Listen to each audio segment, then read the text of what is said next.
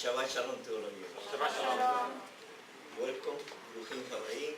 Bienvenidos, bienvenidos. Bienvenido. Whatever, Drasri. Whatever, Sayonara. And all the language that you want to, you are welcome. Doesn't matter where you come from, you are always welcome. You know, one of the things that in this community we have been trying to bring is about not only the revelation of God, the Torah, to all mankind. Sometimes we are trying to go against the current of the religions, and that is very difficult.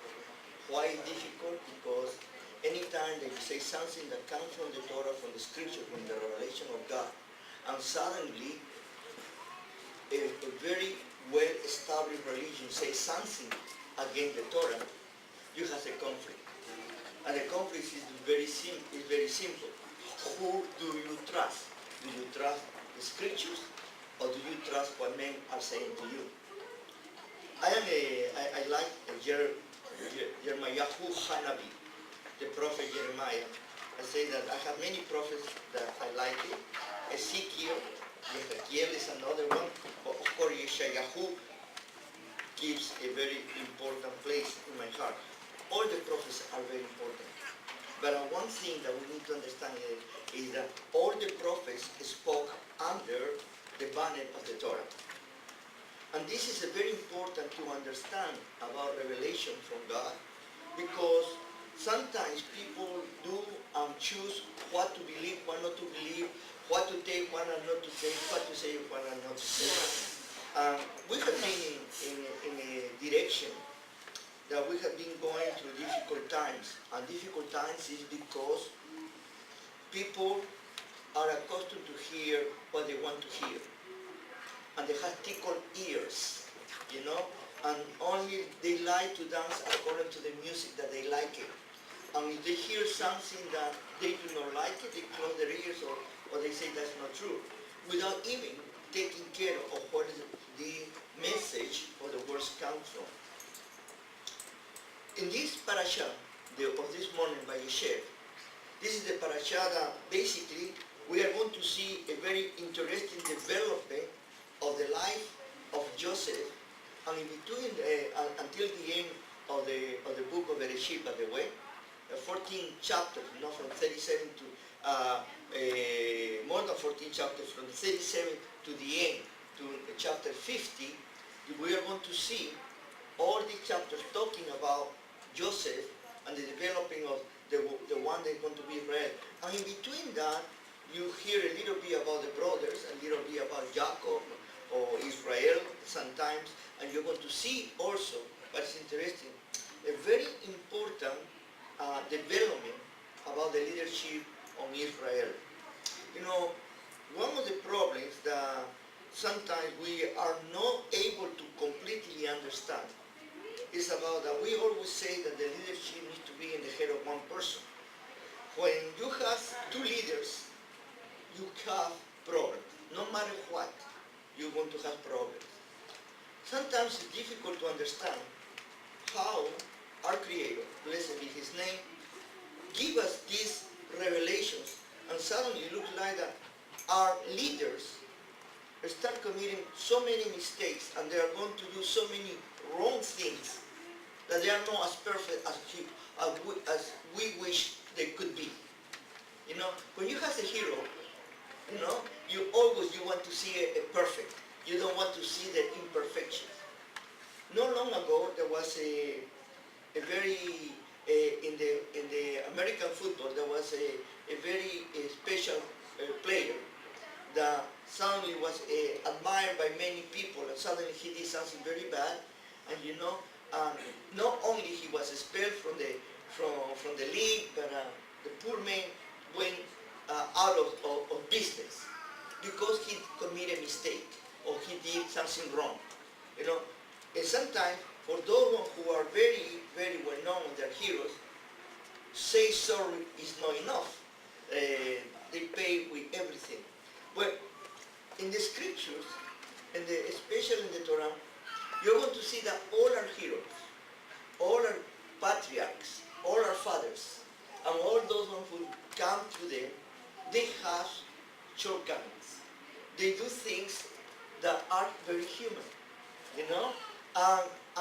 spite of the humanity, they continue, our Creator used them for the purpose of the continuation and the creation of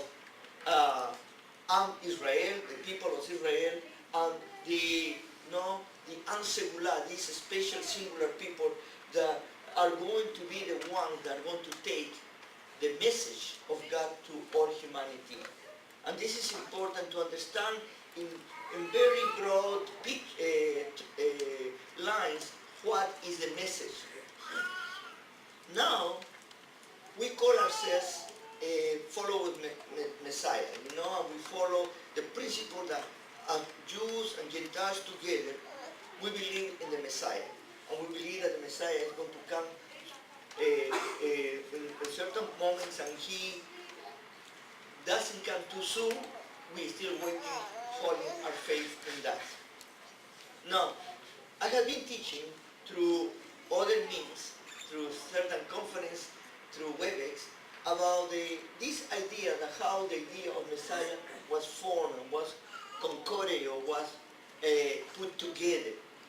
Now, for many people, sometimes it's surprising to learn that there is no definition in the scriptures about the Messiah. And in the scriptures, they don't tell you this is going to be the Messiah. Only give you innuendos, give you ideas, the prophets speak about a Redeemer is going to come. Those ideas that are being put together, and then with those ideas they will say, made up the Messiah. Now, in Judaism, to use the word a myth, or to use the word a legend, sometimes creates a problem in the Gentile mentality. In Judaism, the word sect is not a negative word, is a positive word. In the Gentile world, the word sect is totally the opposite. Then sometimes the language itself provokes reactions against each other because we do not understand. We are speaking in different terms, even though we are using the same words. Our words that we are using sometimes has a totally different meaning. For example, the word salvation, that is so theological pregnant in the Gentile world. In Judaism, that has a totally different connotation, and this is the problem sometimes when we try to explain certain terms and certain things that can help us to put us together. Now, what I'm trying to tell you is that we need to constantly go back to basics. And going back to basics is in order to understand what was from the beginning, instead to go to the end and to try to reinterpret something from the end to the beginning. And that caused a lot of problems constantly. Some of the rabbis in the modern times, they accuse, for example, Christianity, interestingly enough, about those who believe that Yeshua is the Messiah, that they fabricated first the Messiah according to their own terms, and then they start looking in the scriptures to put it over the person. The creation of the Messiah, the myths of Messiah, became a legend. The myth is somebody who existed and they has exalted. A legend is a non-existent person created. I explained this before to you. I am coming back because I want that you understand this point. The Messiah, what is a very interesting term, really only means the anointed one. This is all that what it means.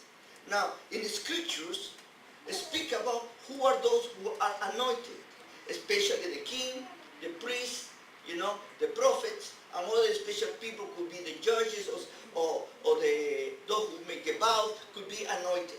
This is a special group of people that has a special function. then when we say the anointed one, or the Mashiach, could have many meanings, and totally sometimes not necessarily what we imply.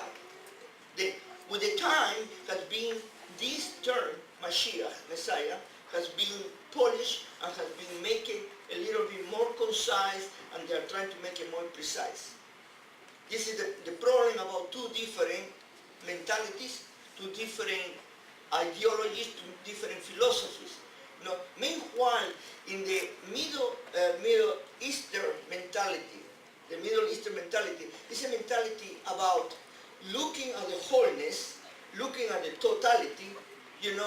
When went to the other philosophy or mentality with the Greek mentality, Hellenistic mentality, Western civilization mentality, became particular, became punctual, became the last thing. They needed to define the person who was the Mashiach. And they did it. When they make a definition, to a certain point they use the scriptures, and there is a good definition or good traces of what the Mashiach needed to be. But the problem is that they went from the myth to the legend. They extended too much. They went too far. And going too far, they created another person that is non-existent. And this is the legend. Now, of course, when you talk like this, people get, you has a faith, or you has a religion, you are going to get insulted, or you're going to get, you're going to feel attacked by others, and then what happens is that the problem will be that they start attacking you because you attack them first. How do you dare to doubt about my faith? Now, I always teach here that we do not make mockery of anybody's faith, and we do not attack anybody's faith. What we do is we try to put our concepts or ideas of what we understand straight. Now, you can compare it, you can look at them, you can say, I want it or I don't want it, I like it or I don't want it, I agree or I don't agree, and you are still welcome, because nobody can push you to believe on something. You see? This is another reason that in this community we teach no to conversion. Why not to conversion? Because to convert means to go from one religion to another religion. Why do you need more religion? You already have enough. Religion is enough. What you need, what we need, is a relationship with our Creator. That's what we need. We need to get out of these things about I am right and you are wrong. And it's interesting, all the religions are fighting against each other because they are the only one that are right and everybody else is wrong. Isn't that very interesting? I always ask to these people, I say, who is your God? Because maybe their God is not my God, no? And then they start describing me, and I start looking and trying to understand what kind of God do they have. At the end, I say, how many gods they are? And immediately everybody say, only one. Okay, that's only one God. Okay, if there is only one God, no, which God is that? My God. No, your God, my God. Oh boy, who gave you the rights and the authority to say that your God is better than the other God? Could be that all those gods that you say there's only one is the same one for everyone? Could be or not? It's a possibility. And sometimes I believe this, the problem is, I have mentioned this before, through revelation and many things, is the problem in humanity that we are dealing with is this simple thing. We are human beings. We have enthroned ourselves in such a position that we have created our own God. We have described our own God. And we teach people the God that we think is God. You see? Now, the question is this simple question. How a human being can describe God? How the creature can't describe the Creator.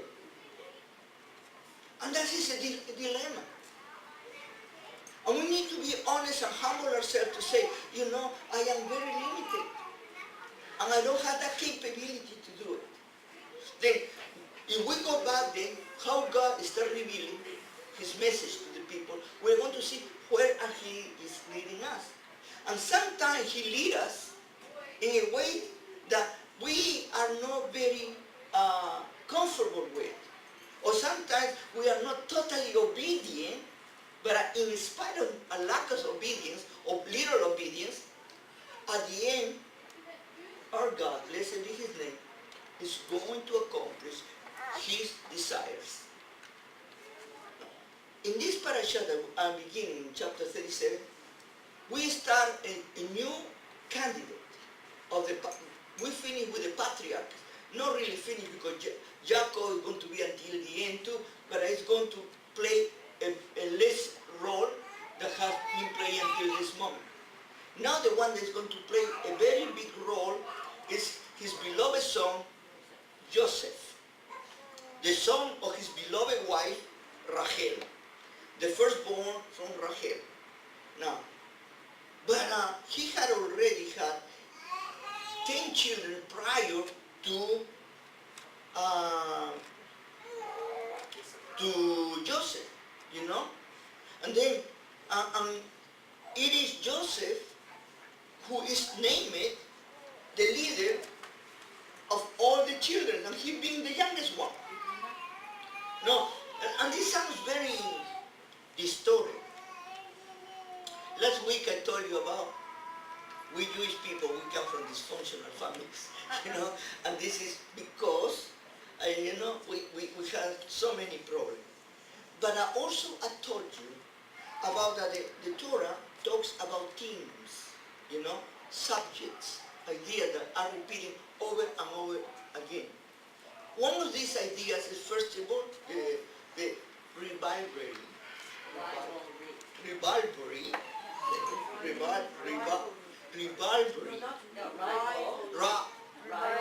Rival. Okay, that word. They are rivals. Okay, they are rivals. Okay, they are rivals among brothers. Okay, and then being rivals, you know, we start with Abel and Cain. Then we continue even, believe me or not, with Noah. There was rivalry.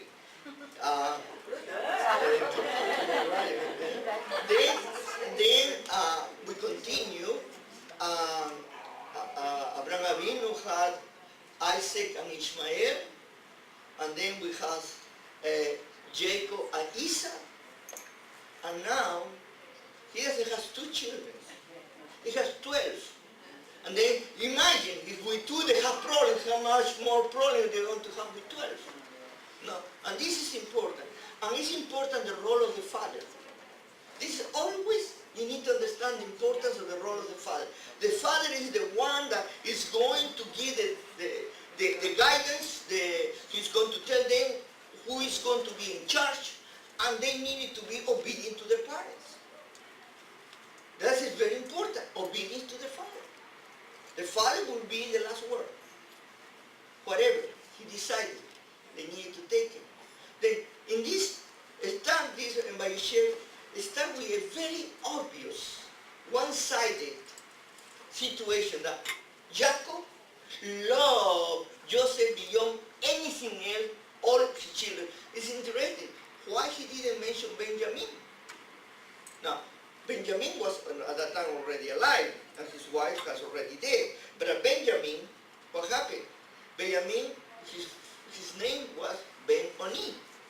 The son of my sadness, of my suffering, you know, of my poverty, whatever we want to, and because of his wife.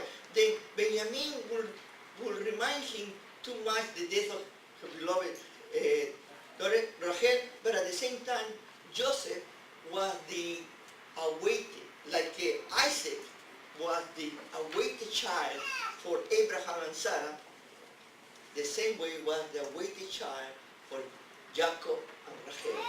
Remember that Rachel was barren and she couldn't have a child. And finally she got pregnant at the end, you know, and that was the greatest success. Now, the difference of ages between Reuben and Joseph was not too much. No, many people start thinking that Reuben was an old man and Joseph was very young. And no, the difference of ages were very close. But 17 years, he said he had at the time, and they say there was at least 11 years between Reuben and Joseph. That to tell you only the ideas and the separation of ages. After Reuben was Judah, and Judah was, Shimon, and Shimon Levi, the Levi Judah, you know, then they were getting closer and closer. Then they had a son from Bilhah, the son from Zilpah, again the son from Leah, and finally the sons of Rachel. Now, this story tells you about 12 brothers. And these 12 brothers, there's going to come one that's going to be the leader. And Jacob has already made his choice.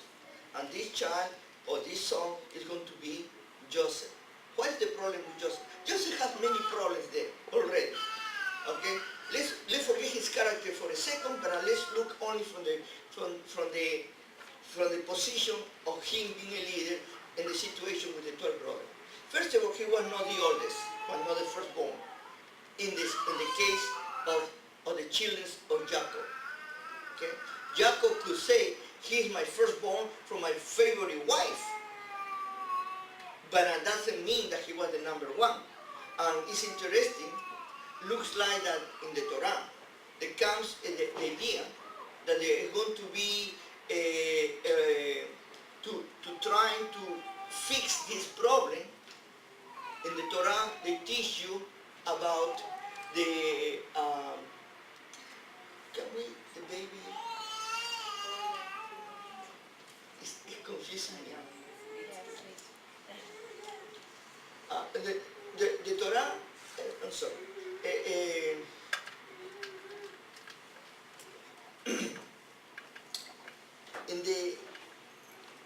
In the scripture here,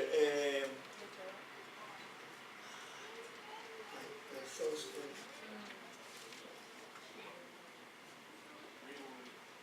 Rewind. Let me. I don't know if you want to hear it, but. Yeah, I was talking about the children. But what is important here is that, okay, now thank you. The Torah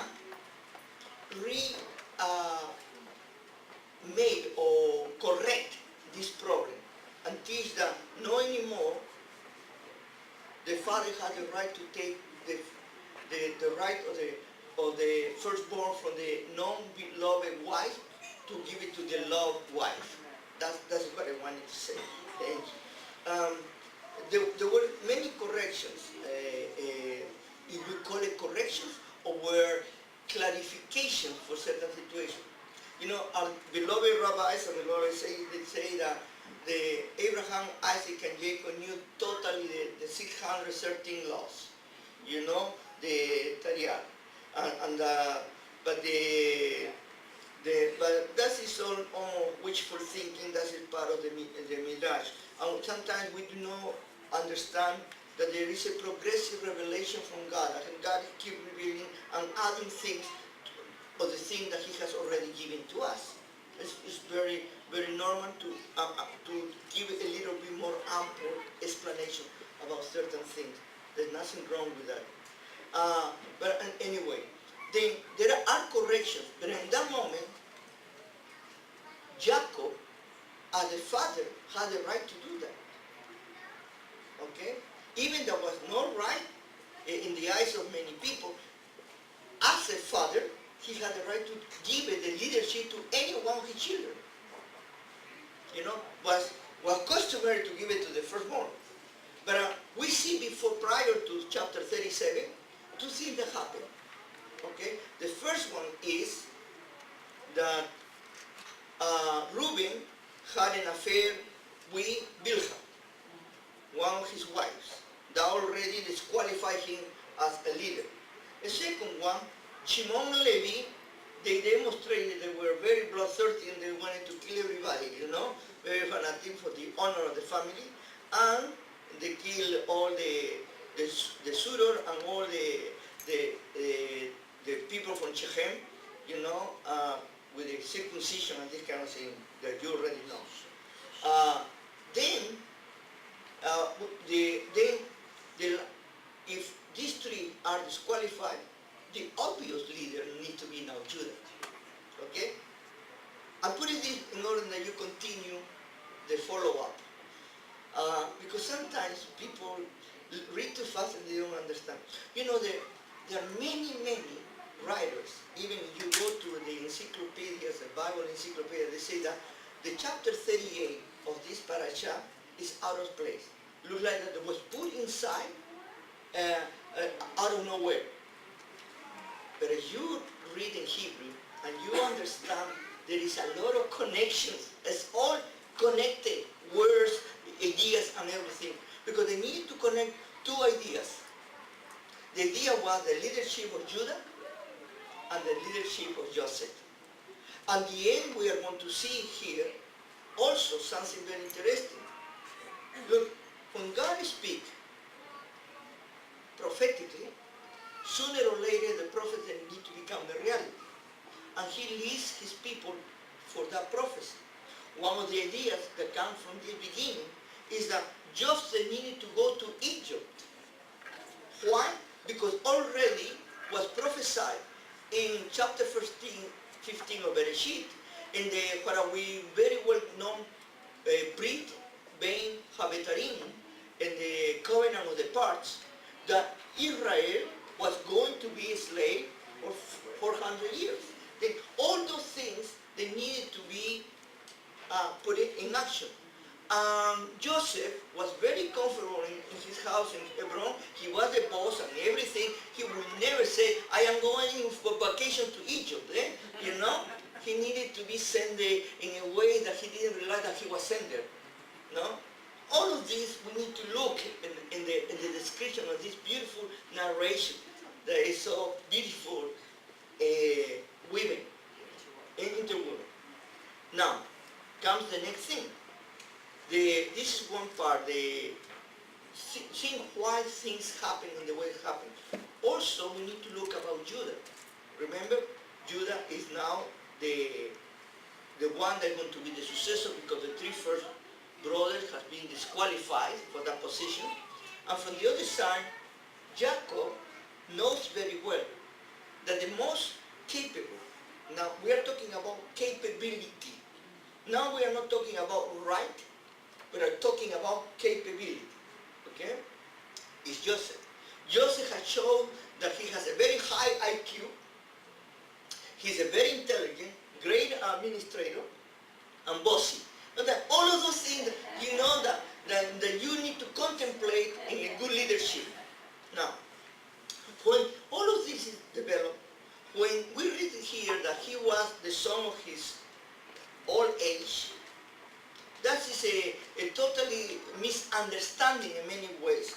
Yet say old age, but all his children were in old age. Okay? He was not a young guy when he started having children. They say that he was 67 at least. No, others say that he was 77. It all depends how you count it. But he was not a young child when he started having children. Then, when we say he was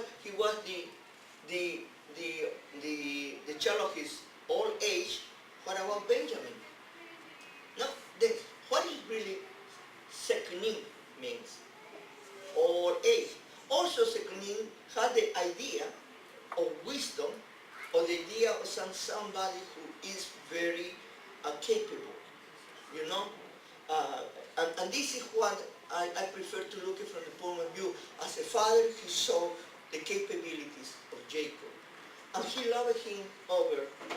Now, he loved him because he was the son of his beloved wife, Rachel, and that was the awaited child, like Isaac with Abraham. That comparison. The next thing, but look at what he does. He does a code, okay? Que non è passing. And this code is to indicate his rank in front of all his children. Wow, this is interesting, no? I want to, not only I want to tell you that you're in charge, but I want to make you, that everybody see you, that you are the boss, no? And now, passing doesn't mean colors. Passing means stripes, okay? And that was a coat of stripes. The stripe was a meaning of some kind of influence or some kind of prestige in that time. To add it to this, what I call it now, the natural things or the practical thing, now we are going to add the psychological things that are coming now with creating the code and those things. Okay, I choose you because you are the most intelligent, you are the most prepared.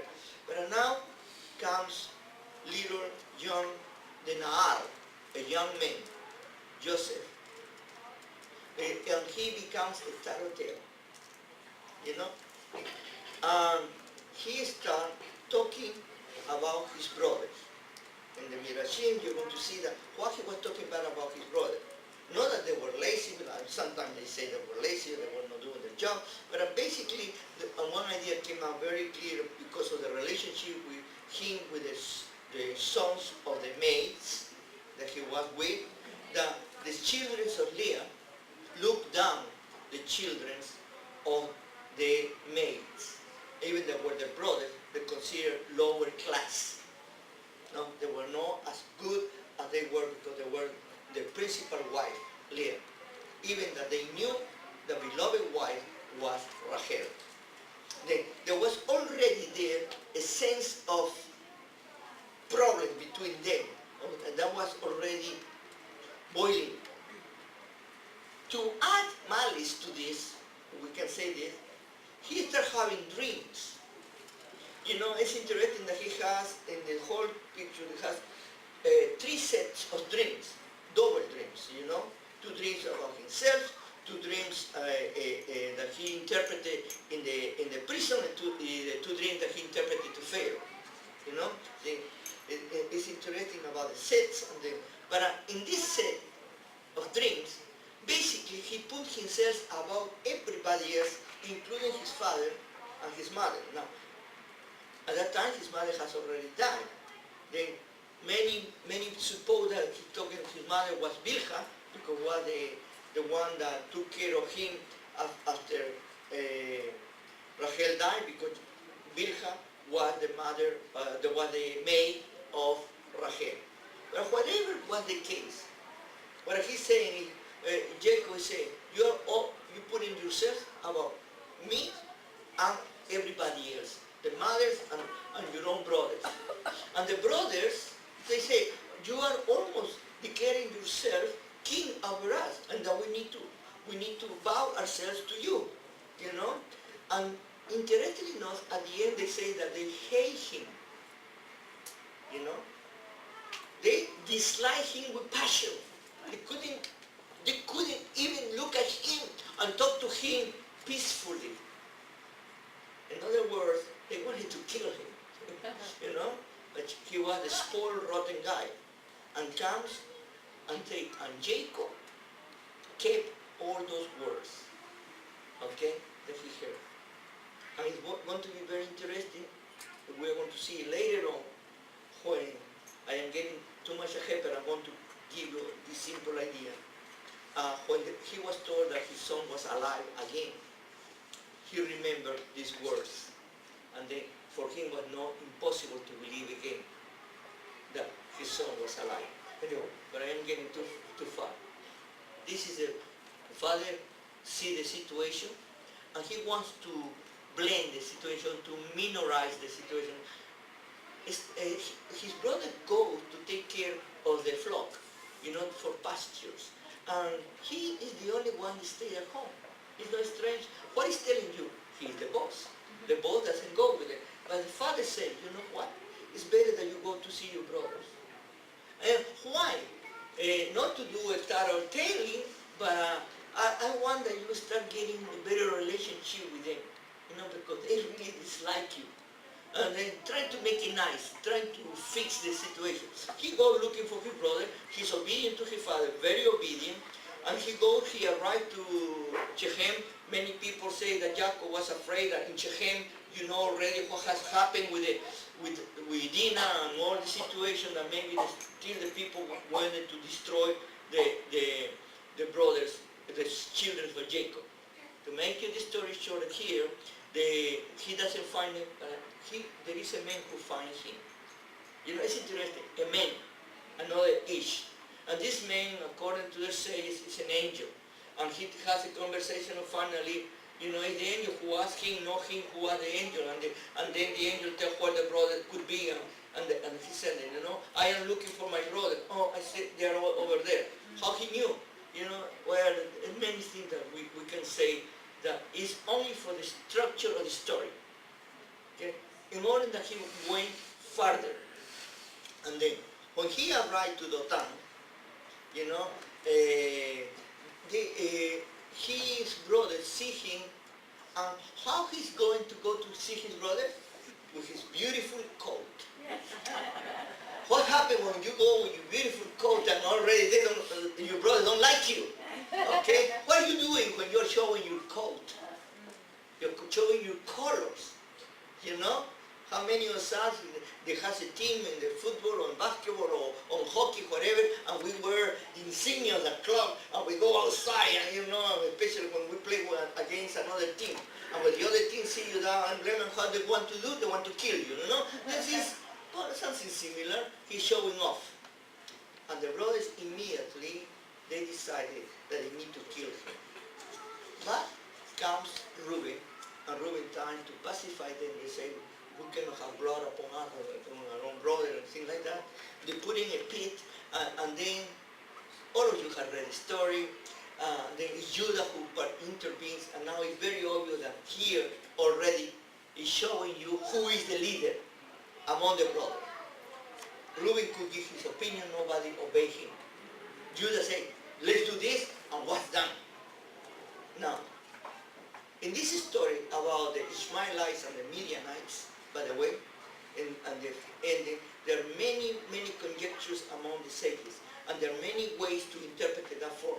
But one of the interpretations, very, very few people say it, but it's very interesting, is about that really the brothers didn't sell the Jacob, or Joseph, sorry, they didn't sell Joseph. What happened was they put in the pit, and they were eating on the side, and they left him there. And then they decided that instead to kill him, because it was not good to kill him, Judah, they said, let's sell him, and they were going to sell it. And then they came, these Ishmaelites, they saw that he was screaming, take me out of here, take me out. They pulled him out, and they took it, and they gave it to the Midianites, and the Midianites took it to Egypt, and they sold it there. Then, for the brothers, they didn't even sold his brother, but that was their intention. But then they didn't make money. was stolen from them or was stolen. But for them was easy thing because they get rid of the possibility to kill their own brother. They could say that they didn't have blood in their hands about killing his brother. Now, their brother. In that period of time, they decided, they concorded something very interesting.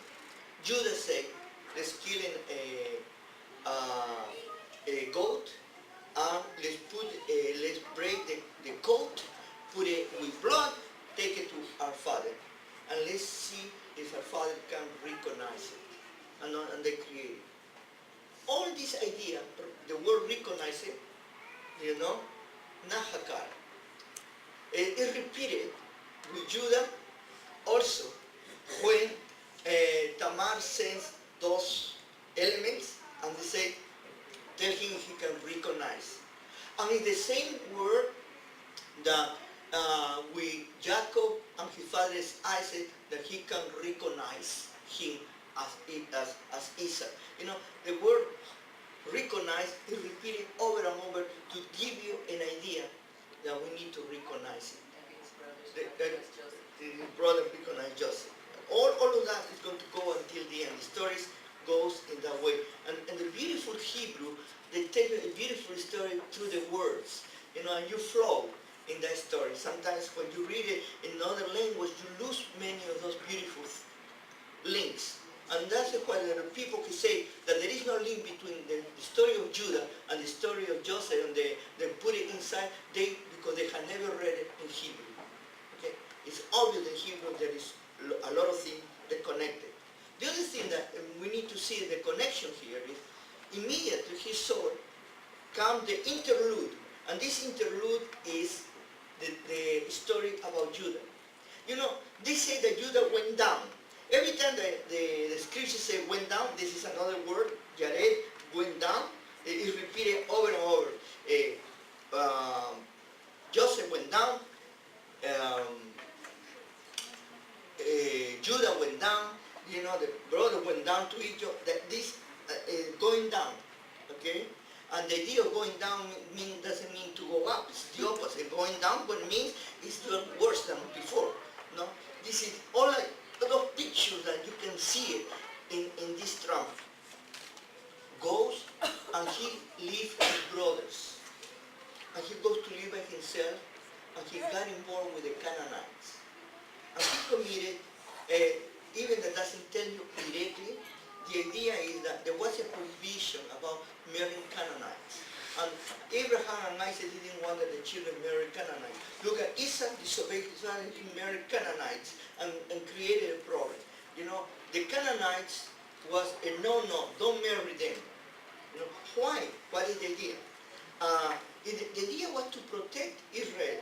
Let me read to you a passage here that's interesting. I have it here. I like it, and then it's part also of the understanding of all of this. In verse 6 of chapter 7 in the VaYeshev, the book of Deuteronomy, he said, Moshe Rabbeinu talking in behalf of our eternal God. For you are a holy people to the Lord, your God. The Lord your God has chosen you to be a people for himself. It's a special treasure, singular, and above all the peoples of the face of the earth. The Lord did not set his love on you, nor choose you, because you were the more number than any other people, because you were nobody, you were nothing. That's to take away any kind of pride to the Jewish people that we are better than anybody else because we are better. Totally the contrary. The only reason that we are different is because God decided to do so, not because we are better than anybody. But because the Lord loves you and because he will keep the oath which he swore to your father. The Lord has brought you out with mighty hand and redeemed you from the house of bondage, from the hands of Pharaoh, king of Egypt. And this is here. Therefore know that the Lord your God, he is God of faithful God, who keeps covenant and mercy to 1,000 generations and does commandment. And then he said that you shall keep the commandments and that you need to follow him. And one of the things is you shall not marry the women around you. You need to keep apart from them. Why? Because assimilation is a problem. We are going to see that idea of assimilation now that we are getting close to Hanukkah.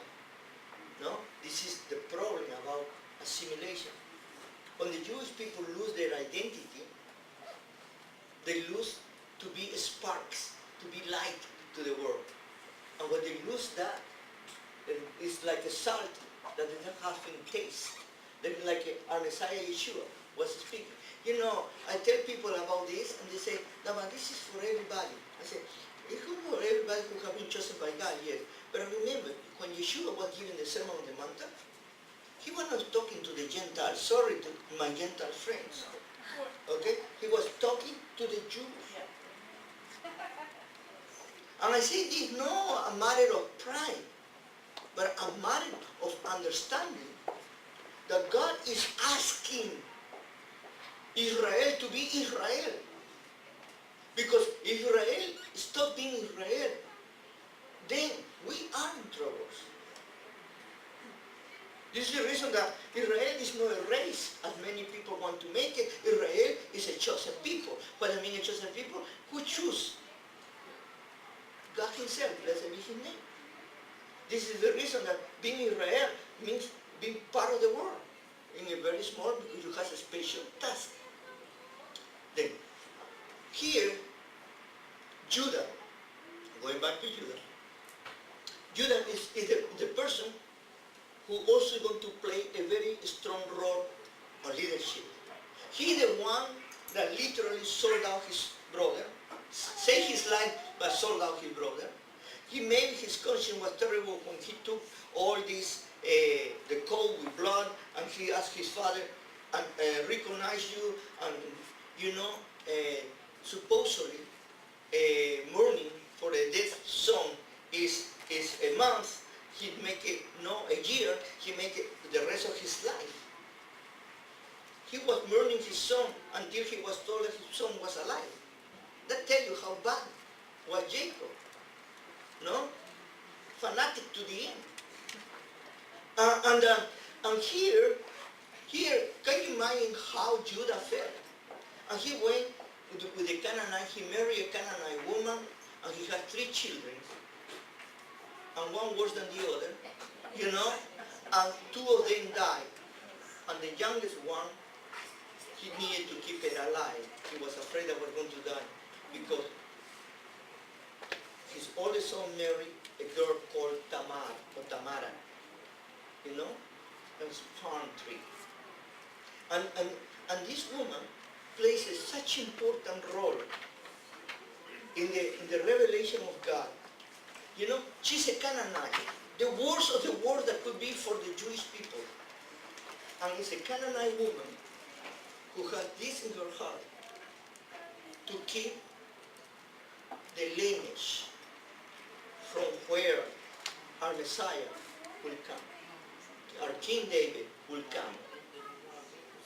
Look at how important role. Now, at the end, all the mistakes that Judah does, and look at how the sin of the fathers continue with the sins of the children. You know, Jacob started deceiving. Now what Judah is going to do? He's going to deceive his daughter-in-law. He said, don't worry, when Shelah become adult, I want to give it to you. And his intention was not to give it to her because she was the femme fatale. Can you imagine? She really had to have her and both die. I mean, to marry that woman, it would be very terrible, you know? And the Talmud says that if there is a woman that has killed 2 husbands, don't get married again. You know? I will be shaking my feet, you know, what is going to happen to me. Anyway, that is another case.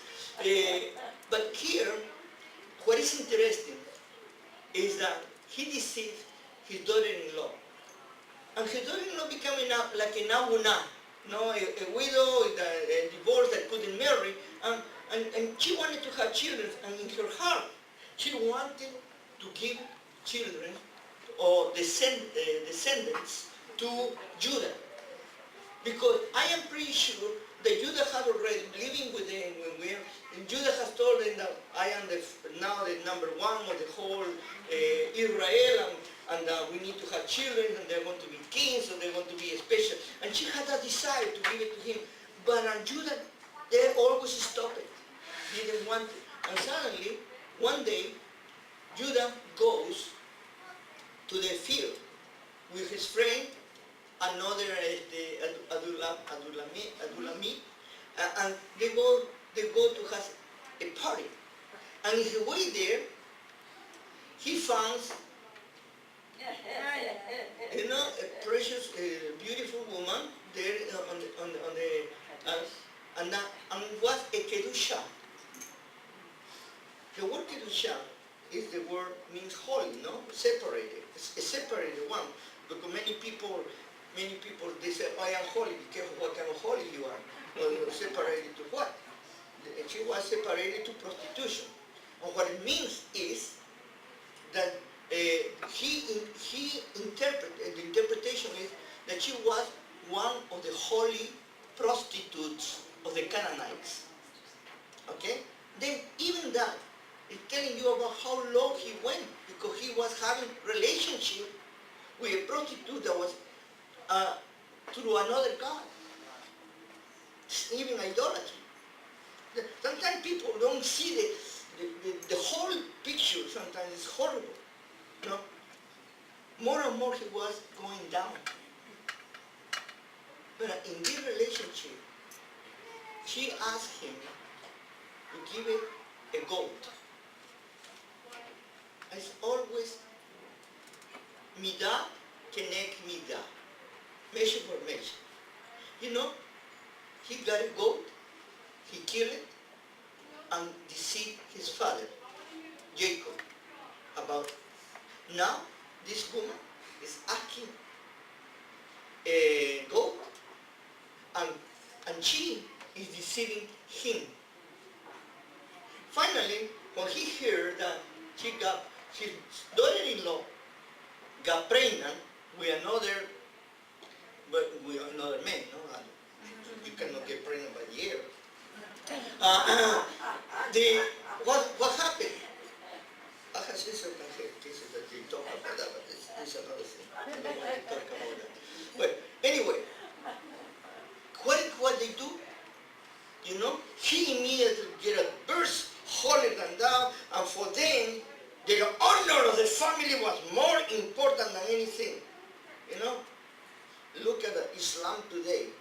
You know, for the honor of the family, how they kill each other next. Can you imagine that one? No, and they're going to burn her. Not even stone to her, burn her. It's even worse. No, anyway, and what she does? Look at the level of the intention of the cleanliness, if we can call it that way, of the love of Tamar, dedication to Judah's family. She could say immediately, why you are the one, you are the father. But he sent back the things that she had hold from him. You know, the signet, that's the ring, that usually at that time they would sign anything and they put the mark, that was the mark, that was unique. Then the cord who hold the signet and his robe. And all of those were very clear to the person who owned them. They knew who were, because that was part of their own identity. You know, today we say, I show my driver license, not that I have my picture. That was the driver license. That is the idea. And there is only one can use only one driver license, you know, that belongs to him. That's what happened. When they sent it to him, we heard a word saying, the person who belongs these things is the father of the child. He immediately said, this woman is more righteous than me. And they said, he nevermore lay with her. You know? They have two children, twins. Even the word twins, here is the word twin is completely, and the word twin in Isaac and Jacob is incomplete. You see, you know, it's interesting how the Hebrew works. But also, what is interesting is to redo what failed with Isaac and Jacob. Look at this. In order that you see the pictures, because I love the scriptures, because the pictures speak more than 1,000 words. In the birth of Isaac and Jacob, Isaac was coming out, and Jacob was holding him, pulling down. He wanted to go out, because even at that time, the idea is that already Jacob had that calling to be number one, to be the firstborn. But Isaac got ahead of him, you know, and that's the reason they put it Jacob. Now, here, the first one to come is Sarah, and pull his arm and they put a red ribbon. But suddenly the red ribbon goes inside and peace, comes the other one. Like a bridge, makes a bridge, and they call it Peretz. Okay? The Peretz got ahead of the red ribbon. Red make you think about something?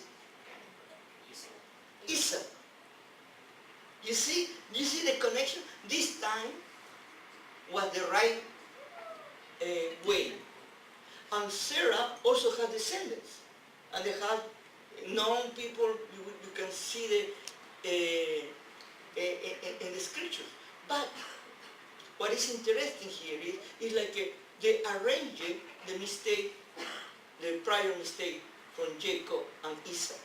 Now the firstborn is going to be the one that is going to bring the line of Judah to our very well known Hamelech David.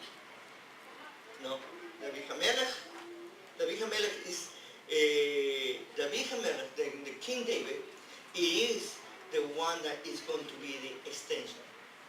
If you read in Ruth, and especially in all the midrash of Ruth, this connection is amazing, especially in chapter 4, verse 12 of Ruth. You're going to see how they mention Tamara as a very special woman, and they mention Peretz as a way to go to the point of the line of Judah. And then Boaz and Ruth play also important role, and also are like mirrors, one with the other. Here, for example, Judah fell in the trap. We are going to see that with Ruth and Boaz, Boaz was more, how do you call it, more clean, we can say more righteous, because even that Ruth trying to have a relationship with Boaz prior to being married and prior to be asked for the jibun or liberated, Boaz stopped it and said no, and he treated her like a very good woman. And then at the end, the relative that didn't want to marry Ruth, he do the haliksa, meaning the separation of the haliksa is in Deuteronomy chapter 25. We can read about that. If you don't fulfill the jibun or the levirate, you need to throw the sandals over the head and things like that. This is totally a procedure. What I'm trying to tell you, how the stories are being rearranged are almost the same stories, but are now becoming better and better. And the Midrash of Ruth is interesting when they talk about how the King Messiah is going to come. But one interesting thing, this, it has only 5 minutes. There's so much that I need to say, but I'm going to give you this. The time of this succession, it is, have you seen the women who were the mothers of our leaders? No one was a Jew. To tell you, and this is a very simplistic way, and they were not the best women, by the way, in the sense of what I call it status, They were not blue blood, They were Canaanites and Moabites. And later on, Shlomo comes from, his son is married to Nehama, and she is the daughter, she's descending the 2 tribes of Lot. One is the Moabites, and the other is the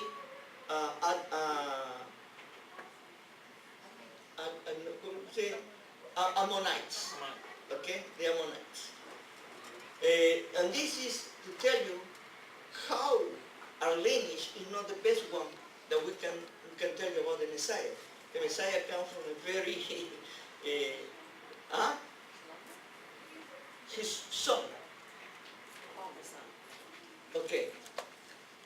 Now, here, the point that I'm trying to make you is, what the rabbis say that Jewishness comes from the mother, already had disqualified King David. And they say, no, Ruth was converted before. Give me a break. Conversion doesn't make any difference. You are a Jew not through conversion. You are a Jew through chosen. God had chosen you to be a Jew. And you are a Jew because the patriarch is from the father's side. You want to take it in that line. And here is the end, because they're telling me that's the end. Sorry, I want to finish, but the most important part I need to leave it for later on. Maybe we're going to do it in the rest. Is these two candidates, Joseph and Judah. Ben Joseph and Ben David. The types of messiahs. The suffering Messiah and the triumph Messiah. And both they have their lives interlinked. And how they intertwine between themselves. And we are going to see why this idea that has developed about the Messiah who serves and suffers, and the Messiah who triumphs, conquers, and redeems. And there are two types of Messiah, and they are going to be part of Israel. And this is the beautiful beginning of these two concepts about the two Messiahs. Have a wonderful day, and Shabbat Shalom. Shabbat Shalom.